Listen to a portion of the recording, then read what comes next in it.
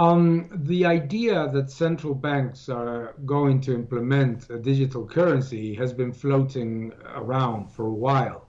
And the logic behind it is to facilitate the transactions and to make it easier for citizens to use the currency. However, there is a darker side or a more challenging side to central bank created digital currencies. First one is obviously the access to all of your data and the risk of invading privacy. And obviously, there is also a very significant risk that they use this digital currency to further increase money supply much faster than what we are seeing right now.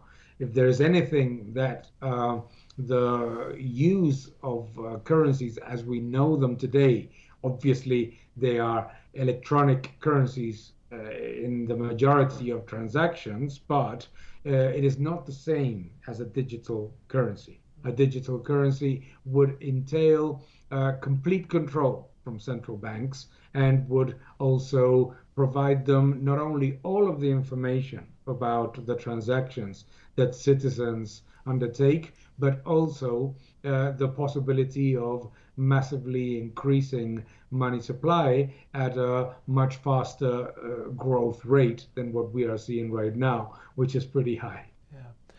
And I believe digital dollar, digital euro, it's like a central planner's dream, right? Insofar as they can decide, okay, these specific tokens can be used for construction. These specific tokens, they have to be used for healthcare.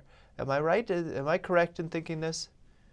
Well, they can certainly redirect and they can certainly get all of the information about the transactions that happen in the economy.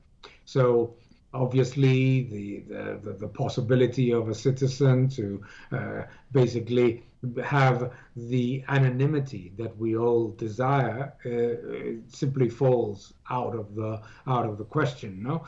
But I think that the other risk obviously is that they start using some of those measures to redirect money supply to particular areas, as you just mentioned, to and accelerate what is already the very aggressive monetization of government spending. So it would be like another stepping stone in the process of complete control from central banks and governments in the monetary process.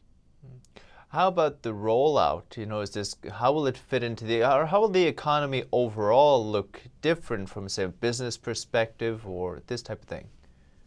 Well, the first thing that we need to understand from the massive implementation of digital currencies from central banks is that it creates a very significant risk of inequality because a lot of the poorer citizens simply don't have the option of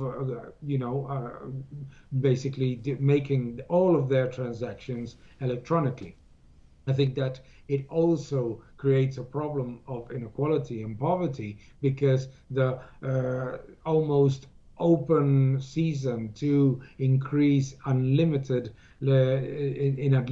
levels money supply is going to generate a level of inflation that affects the worse off parts of the economy in a much bigger way than the ones that have access to assets and to, for example, equities or real estate. No, so I think that is a big problem. I think that the other big problem of fully implementing digital currencies is today.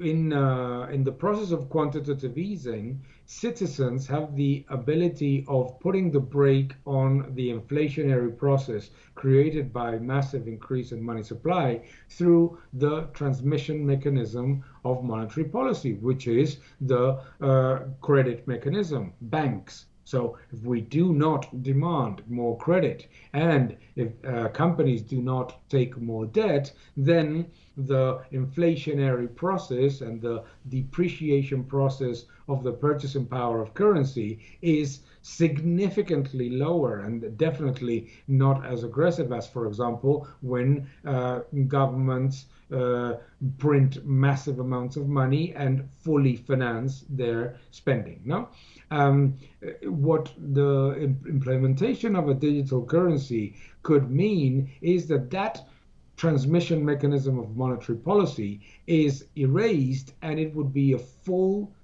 transmission into inflation of the increase in money supply. So, what we today believe is a certain positive, which is that quantitative easing may generate big inflation in asset prices, in equities, in bonds, or in real assets, could go directly to create huge inflation in the goods and services that we purchase on a day-to-day basis, and hence reduce the purchasing power of real wages and of savings. So what we would be is directly fully controlled by central bank decisions.